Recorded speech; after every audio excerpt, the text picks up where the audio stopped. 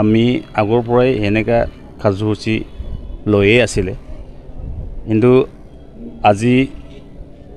second দিনিয়া হ'ল আগত আমি বহুতবাৰ কৰি আহিলোঁ তথাপিও আমাৰ চৰকাৰে একো একশ্যন লোৱা নাই বা আমাৰ কিবাটো যিবিলাক প্ৰাপ্য নিয়মীয়া কৰা ইকুৱেল ফে ইকুৱেল ৱৰ্ক এইবিলাক আজিলৈকে আমি কোনো পোৱাই নাই মই আজি 2008 পৰা আজিলৈকে সেই একে কিবাটো কৰি আছোঁ কিন্তু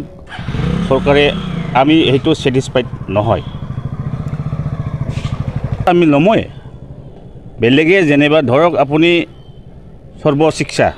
সিহঁতে যেনেকৈ ফেচিলিটিজ পাইছে একেই হয় মিছনটো সেনেকৈ আমিও পাব লাগিব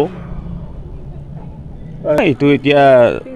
যেনেকা কিবা এইটো লৈ চাই কিবা কৰিম নহয় সেৱাটো আমি কৰি আছোঁ এতিয়া আমাৰ ধৰক এইফালে চাওক আমাৰ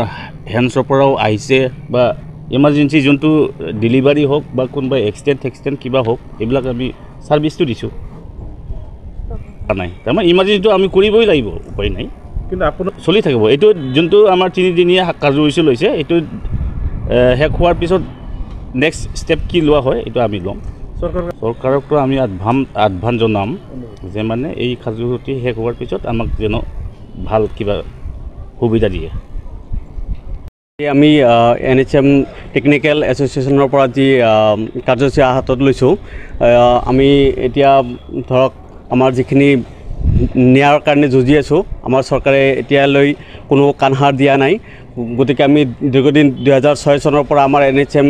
কৰ্মচাৰীসকলে যুঁজি আছে একো আমাৰ চৰকাৰে ন্যায় দিয়া নাই সেইকাৰণে আমি আজি তিনিদিনীয়া কাৰ্যসূচী হাতত